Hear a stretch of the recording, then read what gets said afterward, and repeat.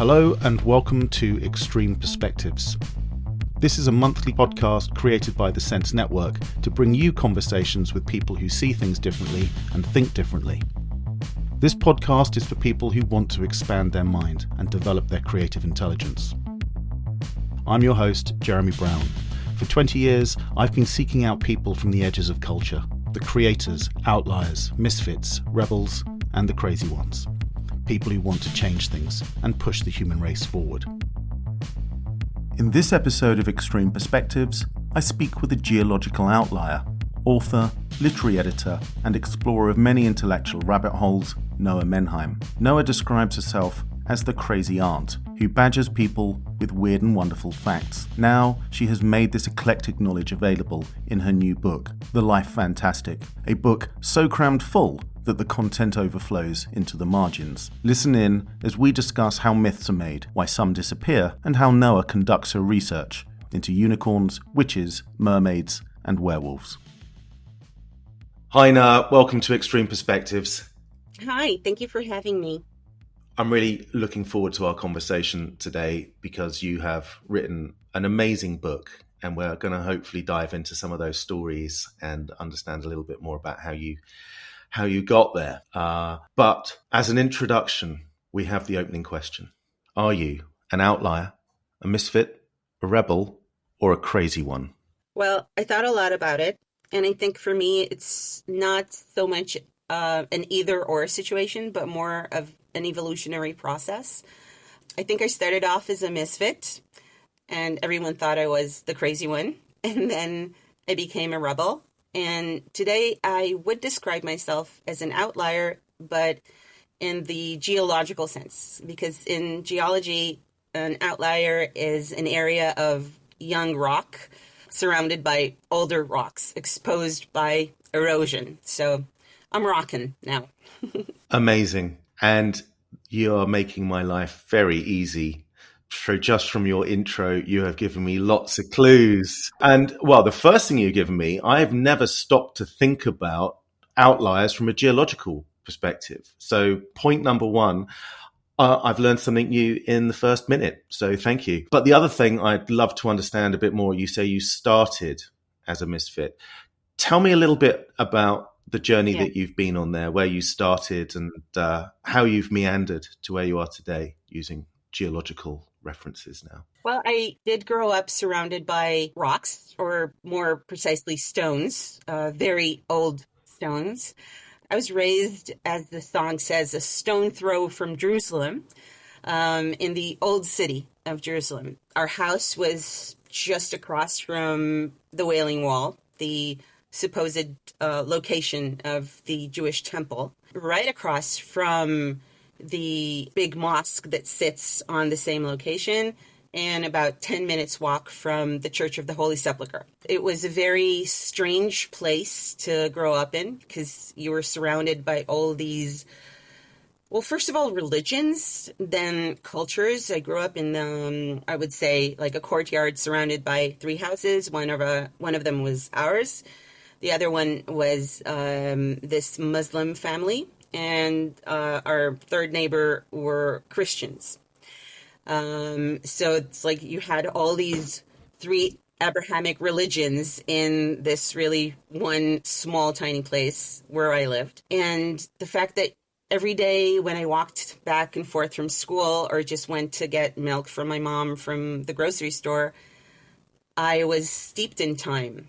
I was drenched in it. I mean, you walked past relics from 500 years ago, and then 1,000 years ago, 2,000 years ago, to 5,000 years ago when you went to get milk. So I think, first of all, it was a very strange place to grow up in. A lot of people suffering from what they call Jerusalem syndrome, which is a state where, like, the gravitas of the history unfolding in front of your eyes, just a sense of this place and its antiquity and its significance really messes with your mind, and you start seeing things literally. So we had people dressed up in robes playing the harp on the street because they were overwhelmed by the magnitude of the place.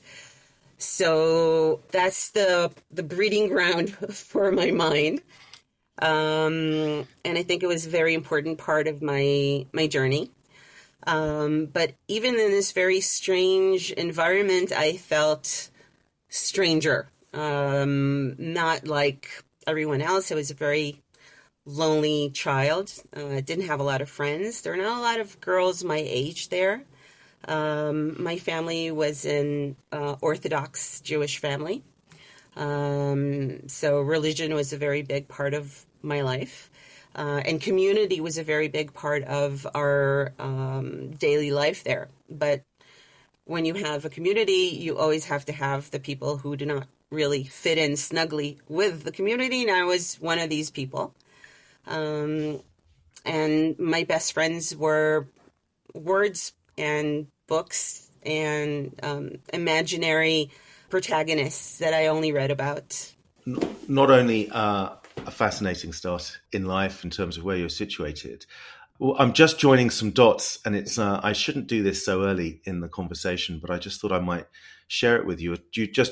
You talked about I say the loneliness as a child, and we have been doing research around creativity, and this is one of the things that we have discovered. It's only child, or actually lonely children, or people who spend time on their own, their imagination seems to develop differently. I mean, we're at the very beginning of this, but I'm obviously jumping to qualitative conclusions here based on no data whatsoever. So wait for the comments to get shot down on that one. But it was fascinating to hear that, and because I have obviously been exposed to your wonderful book, The Life Fantastic, I know how deep you go into some of this and how much you've thought about it. So sorry for jumping in and sharing that.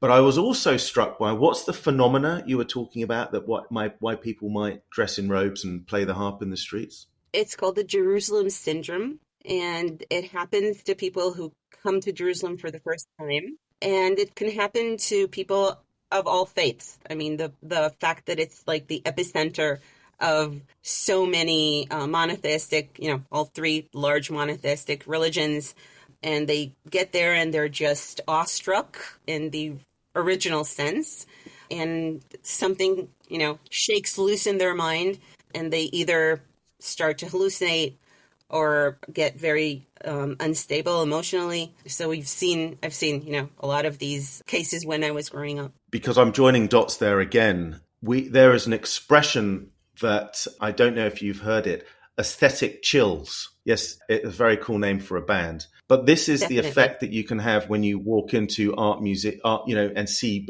profound art, and it has this aesthetic chill.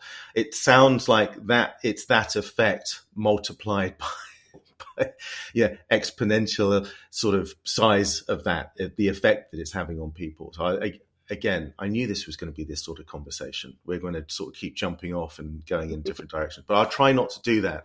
I'm determined to hear a little bit more about your journey. So jumping off is, if I had to pick a sport to compete with in the Olympics, I would, that's the one I would choose. But you've mentioned this aesthetic chill, and I'm thinking about, the term that the Romantics use to describe the feeling of being, struck by the force of nature, this mysterium tremendum, as they coined it, this tremendous mystery of facing something that is greater than you, the big other, which is the divine, or like the spiritual consciousness.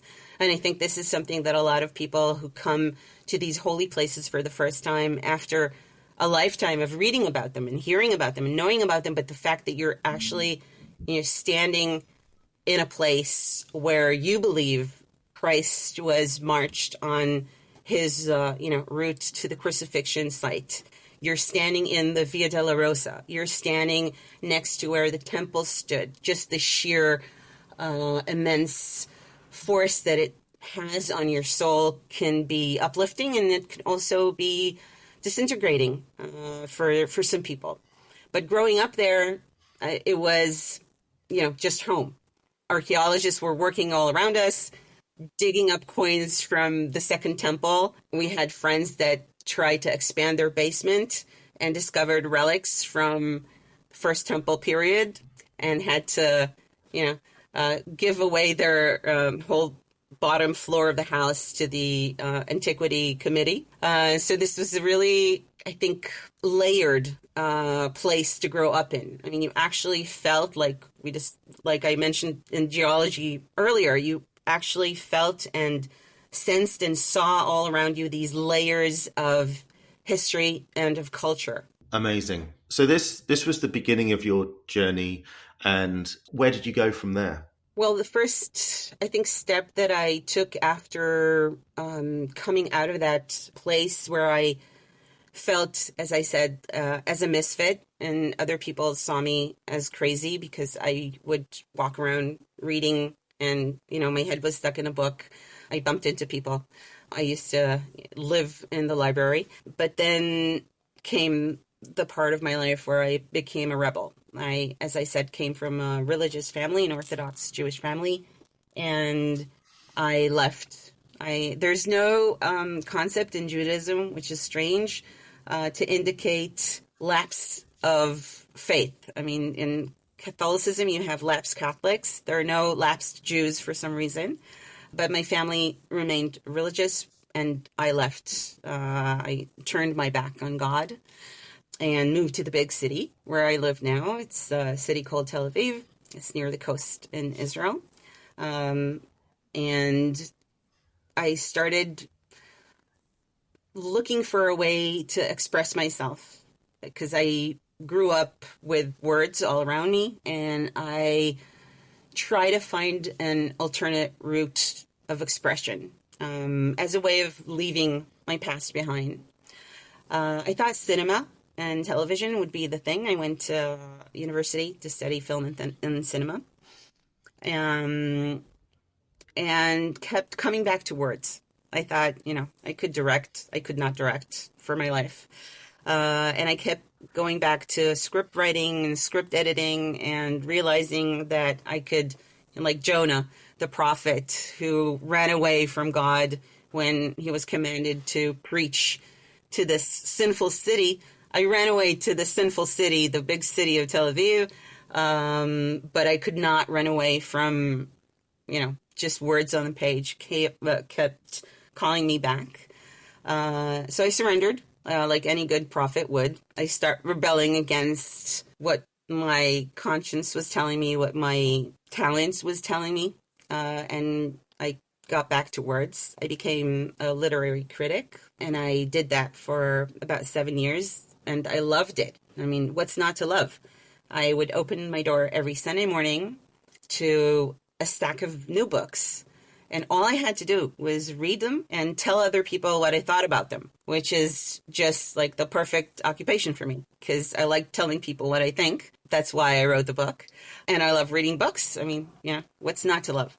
So I was a literary critic for about 10 years and then received an offer from the largest publishing house in Israel to join them as an editor.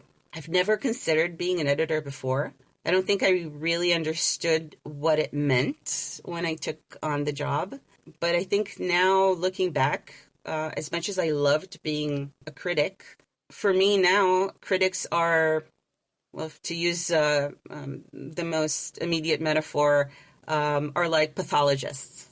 I mean, they have the body of the bound book in front of them. And it's dead in the sense that there are no more changes that can be made in the book. It's complete. It's done. And they look at it and have to dissect it in order to understand what makes it tick or what made it stop ticking. I mean, why is this book dead to me? Is it the prose? Is it there's no heart beating in the book? Are the characters so flat that it's flatlined? What's wrong with this book? And an editor for me, like a structural editor and a literary editor, which is what I am, I'm like the GP. I look at the book and I say, okay, I see all these symptoms. I'm like a Dr. House kind of mode. I see all these symptoms. I see the book is suffering. I see something's not working. Heart rate's too fast or heart rate's too slow. Or I think there's some kind of structural problem. The skeletal structure of the book is not firm enough, and it's not, balanced. So let's get to work. Let's see what can be done. Maybe it's physiotherapy. Maybe it needs an operation. And this is where the editor comes into play. So I feel like I'm working now in a field which utilizes much more of my abilities and my inclinations than I used to, use as a literary critic. You're very good at what you do. That is the best description I've ever heard of what an editor does. I love it. I love it. A quick break from this month's episode. If you're enjoying the conversation, remember to subscribe wherever you get your podcasts. And don't forget to dive into the back catalogue for more mind-expanding perspectives from the edges of culture. So I want to start to talk a little bit more about your book now, because when I picked it up and dived into it, there was so much about it I loved. And there was a few unusual things, and just the references are fantastic. But to give what I loved about it, first and foremost, just on the jacket, it says these mind-blowing essays. Now, for me, I'm like, that's a challenge. How are they mind-blowing? How mind-blowing are they? And you go, yep. These are exactly the stories I love. These are the stories we exchange because it allows us to reframe stuff. It allows people to correct stuff because so much just gets repeated and not thought about. And I just love the fact that you've gone into this stuff and you've looked at things from so many different perspectives. And I think one of the aspects of your book I loved more than anything else is just seeing marginella. There's not enough of that.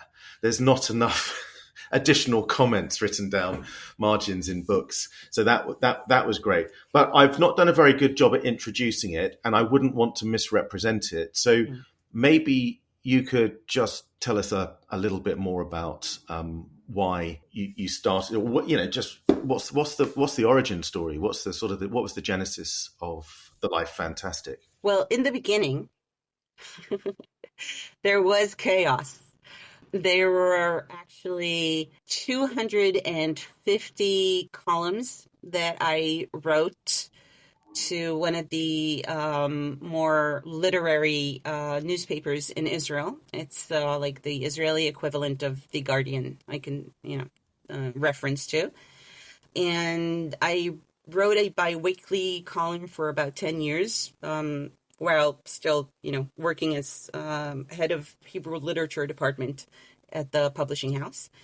And my sort of mission statement was to look at current popular culture, find a new movie, a new book, a new TV show, and write about it from a wider perspective. So I had a very broad, statement for the column. And I discovered that when I was writing, I kept going back. I kept rolling back time to try and understand, where do these stories come from? I mean, what are the origin narratives of whatever it is that I was discussing? If it was a new show about witches, then who are the first witches? How did we end up with Sabrina the Teenage Witch? How did we come from the three hags in Macbeth standing around the cauldron, promising, mischief and mayhem and the kingdom to Macbeth? How did we end up at high school with teenage witches? And I tried each time to go as far as I could back in time. So I ended up with these 250 different columns. And what I began to notice was that as I was working, patterns appeared.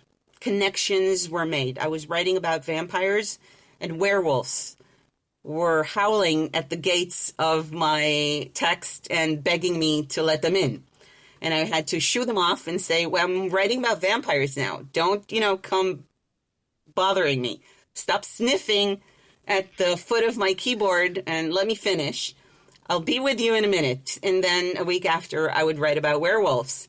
And the witches were, standing on the sidelines and saying, hey, we have a long history with werewolves. I mean, what about us? So I wrote about the witches, and then I had to write about the devil because, of course. And if you wrote about the devil, how can you not write about hell? And once you write about hell, you have to write about heaven. And, it just kept on rolling. These connections, these, I would say, like nodes of links became more and more apparent. And this grid was forming. And I realized I wanted to try and say something that was bigger than the, just a single column once every week.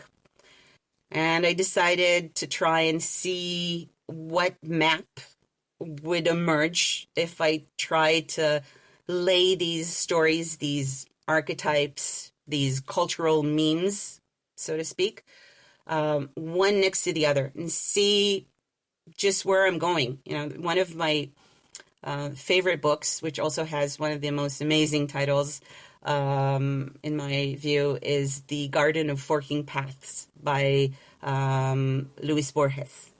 It's one of my favorite authors of all times. And I was, envisioning in my mind a kind of garden like that, like a big maze or these forking paths that you can walk down one of them and then find out that you're at the beginning or in the middle of another. And this is where the marginalia that you described before came from, because the column in the newspaper was just, as I started, it was words on a paper. But when I started layering all these different chapters and episodes into the book, I kept jumping from one to the other. And I wanted to afford the readers the same opportunity, not to be bound by the, I would say, like the content sheet at the beginning, which details one chapter after the other, but to allow them to plot their own path in the book and decide what path they want to take.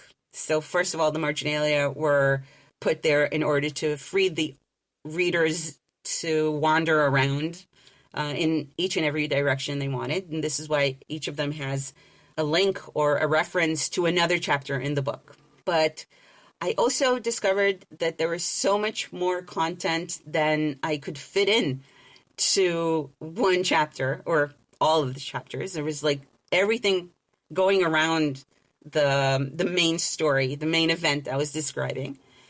And I wanted a place where I could express, these other things. And I also think that they have a significance of their own because they hopefully give you a sense that there is so much more out there. Just a feeling that it's endless and that you can always discover more and that there is always more connections than there are plain on the surface. Really trying to infect the readers with curiosity. And I think another reason why I wanted to layer the book the way I did, actually just after it was published, I realized that there was an actual term to describe this sort of book. It's called argotic. I don't know if I'm pronouncing it right. Argotic literature. It's a term that comes from computer science, if I'm not mistaken. And it was coined by Aspen Orvest. He's a Norwegian academic that studies computer games. And he is using it to describe a text that requires more than the trivial effort of the reader to just flip through the pages. It actually, makes him work harder to construct his own narrative. But I didn't know that I was doing it while I was doing it. But what I was thinking about was, first of all, from my experience as an editor, it looks like someone has done track changes on the page and wrote comments in the margin, which is what I do every day. So it literally looks like something, out of my everyday work. And also there are Jewish religious texts called the Gemara, which are interpretations of the Bible. Yes. And the way they look like is that there is a central text block, which is the original biblical text. And all around it, in the margins, are commentaries of different scholars from different ages. So these are the texts that I grew up with. I mean, I know how to decipher them, and I take aesthetic pleasure in the richness of the textual structure, that it's not just the words on the page, that it's much more complex, even visually. I'm really pleased you mentioned the software connection, because I saw them almost like hyperlinks. And then when I was looking at the hyperlinks, and if you followed the hyperlinks, maybe the one faith that the Marginella are representing is maybe that's Buddhism, because it's saying it's about the interconnectedness of everything. So maybe that's just sort of lying there waiting to be discovered. But the other thing I love about what you were saying, I upset people sometimes by saying there are no new ideas. I say all you can do is remix old ones. But there are so many old ones yet to be discovered and to be juxtaposed and blended together and turned on their head. That's the actual excitement. I couldn't agree more. For me, and that's the curiosity to discover more and reframing them for a new age. So, when we've done work in the past, when we've looked at, say, asked to look at banking, we will go right back to the origins of banking, because so much of this gets forgotten over time. And these are other things that I rattle on about, the importance of stories. Now, unless you have a long lineage of aristocracy, average families rarely know who their family were beyond 3 generations ago. And all of this sort of gets lost. And I think it's very similar with ideas. Ideas can be lost in generations. And I think it's books like this that resurface them. And they don't have to have profound interpretation. They are just that. They are the playfulness of stories. They help you to reframe stuff. And I think that kind of trains your brain to be more creative as well. So I'm just giving you a glimpse of why I got excited. Yeah, there were so many different things going on for me as I was coming through this, through the texts. Can you share a few of your favorite stories? Which ones? Yeah. Well, it's really hard to choose. I think in a lot of ways, I'm like this really annoying aunt that you don't want to get seated by at dinner, because she would go, "Did you know that Tycho Brahe, the astronomer, had a pet moose that he accidentally killed when he gave it beer to drink? And did you know he had a prosthetic nose made out of gold because he lost his original nose fighting a duel over a question of mathematics?" And you're thinking, "Oh my God, Mom, Dad, why did you make me sit next to this crazy woman?" So I'm actually this person. And I wrote, the book in order to give all the other crazy aunts out there the ammunition they need to pester their family and kin during family dinners. So this is actually a very good time to buy this book, because we're recording this first and foremost in the holiday season.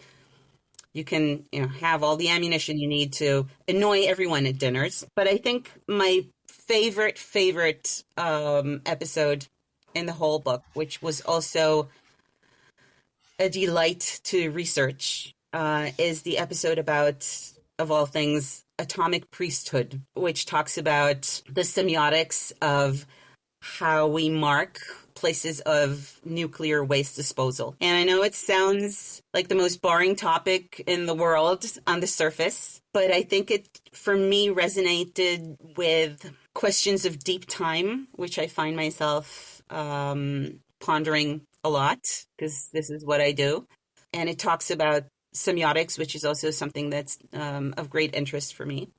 And the idea of the way that literature foresaw these situations and dealt with them many years before scientists did. And it also touches on a lot of science fiction, which is my favorite genre in the whole world. So this will be my most beloved of the chapters. But I think a lot of the monstrous stuff is also the stuff that I love most in the book. The chapters dealing with witches and werewolves and vampires that I've mentioned before, but also the big unicorn scam, the big unicorn bubble that turned out to be a hoax. And it was not. I'm sorry to spoil it for you guys. If you really believed in unicorns until now, then really, I apologize. But there are not actual horns. Well, there were actual horns, but they did not belong to unicorns. They're actually teeth of a sea mammal called the, now I really done it because I don't know the name in English, just in Hebrew. So I'm not going to say it because it's going to sound... Narwhal. Narwhal, yes. So these are also some of my most, treasured episodes. I loved researching about them, really delving into the history of these mythical creatures and trying to, find new angles in old stories, which is what I always do. You've mentioned the word research, and that underpins so much of what we do as well. And that was one of the things that intrigued me, was your research process, because I was thinking, where do you begin? So the story that you just mentioned, what first piqued your interest? Or were you told about the concept and then you went away to sort of triangulate that research by looking at different sources? Or did some of these emerge for you as well? I'd love just to understand a little bit more about the research and writing process that you went through for this, and what libraries and what books, etc. I think that for your listeners that survived thus far during this episode of the podcast, it should be clear that I'm driven by associations, and that, I might be a good editor for other people, but not for my own thoughts, because they're all over the place. So the research process was a lot like that. I mean, I would read about one thing and then something else would come up. For instance, the unicorns came up when I was actually researching ancient maps. And one of them was a picture of a mermaid and a unicorn. So I wrote down in my notebook, mermaids, ? Unicorns, ! I knew I had to go back and try and dig around the roots of their family tree. And a lot of my research starts that way. I mean, I read about one thing and then another idea presents itself and begs me to, look into it, and I put a little pin in it and go back to it afterwards. And then it's a lot of, libraries, which are my most favorite places in the whole world. This is where I feel safe, and I feel seen, and I feel at home. So there was a lot of crawling around in dusted libraries and sneezing the whole time. A lot of online archive searches as well, because everything can be, most things, let me correct myself and say, most things can be attained by a thorough online search today. And a lot of going back to books I've read and thought I remembered, but realized I really did not, fully realize what I was reading, because a lot of this stuff was read in childhood. That was part of the pleasure in writing the book, is going back to texts that I thought I knew and rediscovering them from different angles. I feel a real affinity to how you're describing your process, because I think the best way that I can sometimes describe, I wouldn't say an identical, but similar process, it can be very impressionistic. I'll have lots of things going on, and then yes, you have to prioritize and zoom into that, but it's somehow all relevant. But this approach isn't legitimized. It's like we're taught to be linear and focused, but actually it's this part of the creative process that's when you just have to let your mind run a little bit more free and catch things in your peripheral vision, and you just go, why does that thing keep coming back? In fact, you did mention that earlier, that these concepts, these ideas, or these characters, or these sort of memes were kind of knocking on your door and begging to have a light shone on them a little brighter. And I think you've done that. But it's nice to understand the process, and makes I mean, because I'm always looking at other people going, oh yeah, well, I do this, and then I time box it, and I do this, and I'm so, I wish I could do that, but somehow it's. I had a really great discussion a few years ago, and so it's like this idea of slack time. We're being told to be so productive, and this other space for just letting it be a little bit messy for a while, letting things emerge. That idea of emergence. Is lost. And how do we create the space for that? I think that's one of my missions, is just sort of how do we actually create the space for this? Just letting people feel it's okay to let the mind wander and daydream a bit, and let those connections form in a non sort of intellectual manner, I think is so important. But thank you for sharing that. I know that's not always easy. Yeah.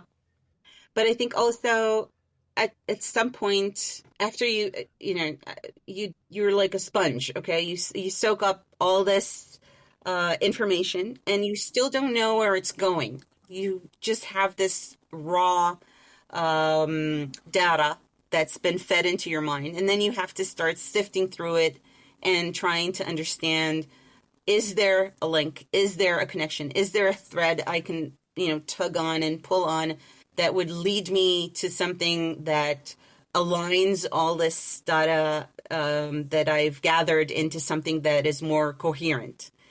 And in that sense, I really sympathize and empathize with the process that you're describing of getting lost a little bit in this forest of information that we're surrounded by. And it's very hard to make sense of it, especially when you don't have like a good guide to take you by the hand and lead you through it and tell you this is more interesting and this is something that you should really pay attention to. So I think in that aspect, this is what my research process is a little bit about. But in another sense, at some point, I realized that what I was actually looking at were the survivors. I mean, if I mentioned evolution at the beginning of our conversation, I think it's something that really, really interested me to see who these cultural survivors were. I mean, why did witches survived while fertility goddesses, not so much? Why did unicorns made it into the all-time bestseller list up to the point where these, multi-billion high-tech companies are called unicorns? What happened to centaurs? Why don't we see centaurs taking center stage? And we do see unicorns. What happened in the evolution of these icons or archetypes or ideas or memes, whatever you call them? What happened during their evolutionary process that allowed them to adapt to survive and get to the point where they're still with us? What kind of mutations did they go through in order to survive up to this date? So I think this kind of like narrative genetics or cultural evolutionary study became kind of my mission while I was finding my way in this forest of information. Yeah. So what is the equity in these ideas that allows them to endure as long as they have? What are those connections? Because they're deeply human. It tells us a lot about ourselves as well. Oh, and we know about stories and plots and the archetypes that we have. But I think this is where myths allow us to sort of move into the fantastical and the superhuman. And as we move into an age of artificial intelligence or having our brains wired to machines, will some of these myths be even more salient and important as we grapple with because you talk about centaur, and that always sparks me off, because then that gets me thinking about how chess has evolved. And actually, I think the future of creativity is still about creative people. They're never going to go away. But how do we have machines working alongside us and as an active collaborator, not just doing things for us, but more as that sort of center.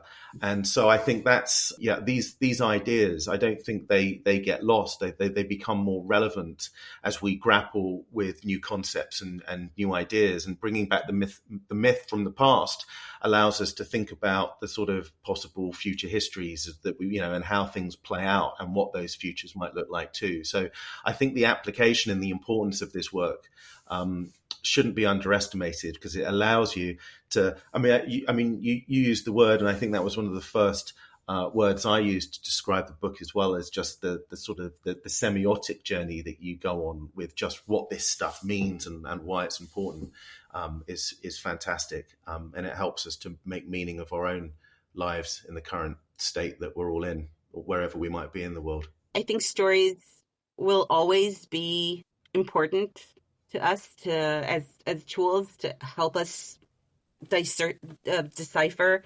the world around us, especially as we, as you described, move into an era which is more and more machine generated, so to speak. And I think these myths are still here with us and still survive because they give us these fundamental metaphors that are instrumental. They're key to the way that we can still recognize the world around us, because it's changing so rapidly that, if you're thinking about bringing someone from the past and dumping him in the middle of where I'm sitting now and using the technology that I'm using in order to talk to you, how would they be able to understand what they're seeing? They would have to draw on the stories that they've heard about communication by the gods,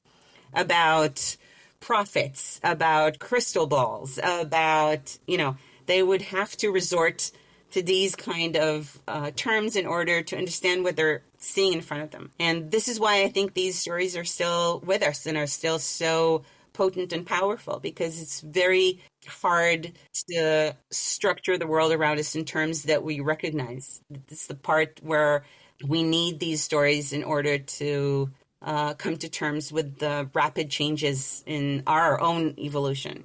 And it's a core part of our discipline in the work that we do at Sense Worldwide, the importance of storytelling and helping people that we're collaborating with to see things differently and think differently.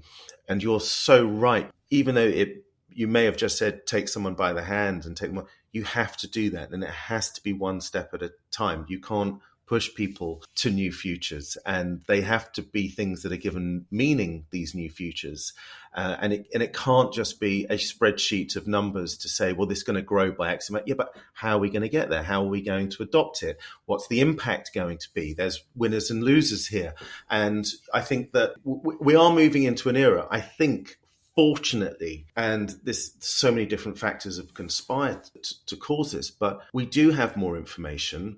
We are doing more due diligence, and we want to be knowing that we're all spending our time better, or for the betterment of others, ourselves, society as a large. And actually, it's these stories that allow us to do it. But they're so important in business as well, and certainly I say the sort of the more creative ends of that. But this is what annual reports are. They're stories, and the story that always it's the it's like we're on this journey.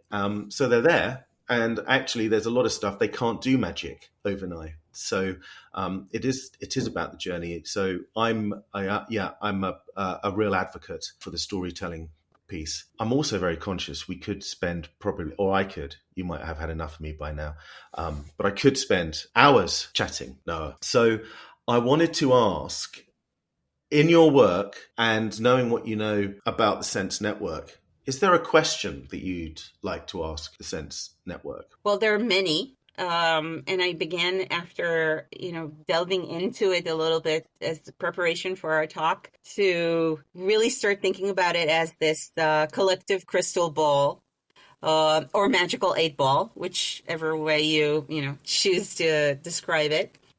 And I'm really fascinated and would be thrilled to know what the Sense Network makes of the next step of the cultural evolution. If they had to bet, what stories would remain and what narrative strains will die out and fizz away from existence and not be relevant anymore? What's the next big evolutionary leap that our culture is going to take? That's good. That's really good. Thank you. I think we need to give that some more thought. And I think this one could run a little bit longer. I think that's really great. What I am going to do, I'm going to draw this conversation to an end. I'm just going to say thank you so much for being so generous with your time and your thoughts and your stories. It's been a real pleasure chatting with you today. Thank you so much for having me. Thank you for listening to Extreme Perspectives, brought to you by Sense Worldwide. We'd love you to join this conversation using the hashtag Extreme Perspectives. If you enjoyed it, leave us a review. The Sense Network collaborates with many of the world's most innovative companies to help them be more innovative. Join us at thesensenetwork.com or get in touch via email hello@senseworldwide.com.